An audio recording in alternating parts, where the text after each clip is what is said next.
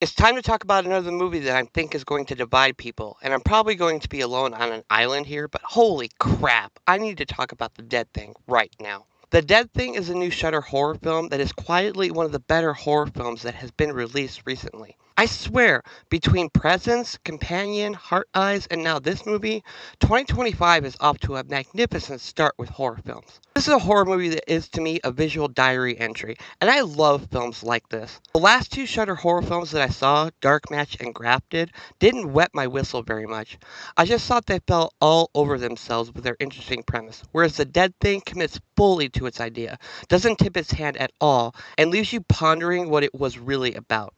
This is one of those movies like The Last Showgirl where it doesn't hold your hand at all and expects you to have a brain when you watch it, and I love it for that reason. I want to be as cryptic as I can while describing this movie because I don't want to give anything away. The Dead Thing deceptively starts off looking like one of those erotic thrillers you would find on the Lifetime channel, but it is way more multi-layered than that. We follow a woman named Alex who is living a very mundane life in Los Angeles. She has a job working nights where she scans things and her office is isolated, dark looking, and very lonely feeling. She is addicted to a dating app and hooks up with random guys she meets on it, then ghosts them afterwards. She has a strained relationship with her roommate and it just seems to be doom scrolling most of the time. She suntans in her isolated room in front of a lamp and almost always has headphones plugged into her ears, seemingly to tune out the rest of the world. I could tell very quickly that this woman is very lonely and only hooks up with these random guys for a brief feeling of life and goes right back to her mundane and seemingly pointless life. She meets a guy on the dating app named Kyle. They spend the night together and she ends up really liking him. They draw pictures of each other and seem to have a sweet chemistry going on. After their first night together, she begins texting Kyle wanting to see him again, but he ghosts her instead. She goes to where he works and leaves him a note. It seems like she can't stop thinking about him. She reinstalls the dating app and matches with Kyle again, and when they meet at a bar, he doesn't remember them meeting before. The Dead Thing is very isolated with this feeling.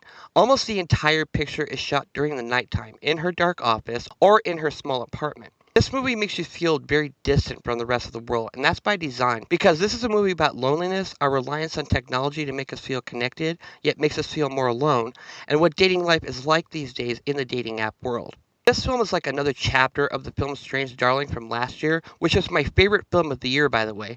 And while this movie doesn't have the sexual tension that Strange Darling did, it does have a repressed eroticism in it that reminds me of some of the best stuff from films like Eyes Wide Shut and Black Swan. I know that's putting it with big company, but I think portions of this story fit well with them. The chemistry between Alex and Kyle is something I can best describe as anti-chemistry, but I don't mean that in a negative way because that's the point of this movie. Even though she really likes this guy, Kyle, it's a suffocating feeling she gets when she is around him.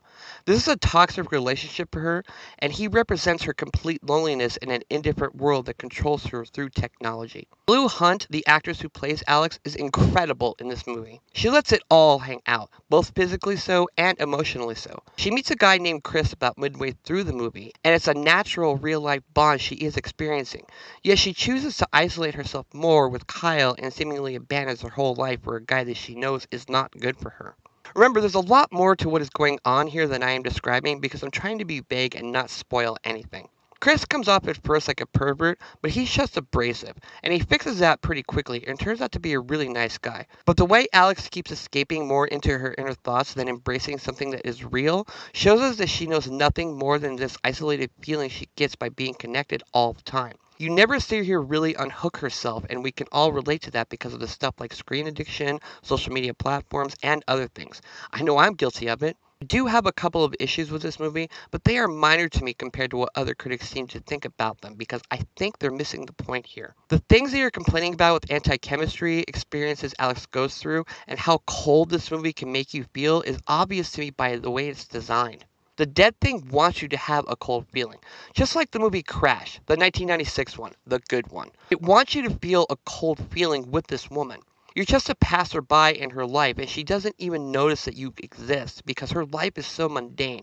She sometimes doesn't even know that she herself exists. That's the thing I think people are missing that have knocked on this movie. I love movies like this, but yes, there are a few things that I need to call out, or I'll be lying to myself by not pointing them out. There is a scene about midway through the movie where Kyle meets another woman at a bar, and they go back to her apartment, and some very horrific stuff happens there, but it seems completely out of place with the way the story is designed. I think the scene is probably in there to clue you in on what is really going on, but I think it stumbled in its delivery. I knew where the film was going, and since there is so little exposition anyway, I think this was a little chunk of fat that could have been cut, and the point this movie is trying to make would have remained the same to me. I also think that the climax involving her roommate and her roommate's fiancé is too out of left field and will probably leave people wondering what the film was really about. This issue is fixed in the final 10 minutes or so. I think that the cards that the director was holding here were too close to the chest for too long. The only other issue with this movie is that the music is used a little too frequently.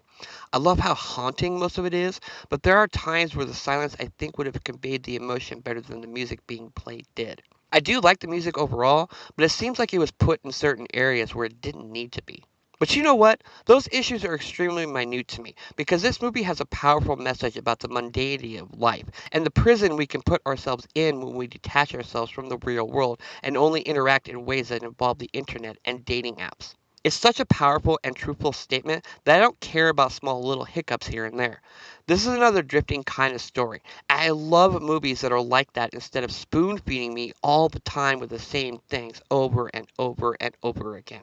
The thing for me is that while The Dead Thing is not a perfect movie, I will always value flawed ambition with a strong core at the center than any film that is made in a boardroom. I feel the soul this movie has and the fire in the eyes of our main character. This is one of those movies where the editing and cinematography are done so well you don't even notice it until late in the film because you're so absorbed with what this woman is going to do next. But eventually, about an hour into the movie, I stopped myself for a moment and said, Jesus Christ, the cinematography and style of this movie are magnificent. I know that I love a movie when I am so fully pulled in that analytics become irrelevant. I strongly recommend that everyone check out The Dead Thing.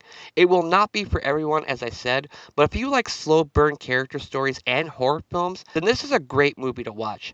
If you have ever had issues with constantly swiping left on a dating app and would like some insight into how that would feel for some people, check this movie out. Congratulations to Elric Kane, the director, as well as Blu Hunt for creating a woman I don't think I will ever forget and made a sloppy movie, but it is slop that ends up becoming some kind of weird masterpiece to me. I give The Dead Thing 4 stars out of 4.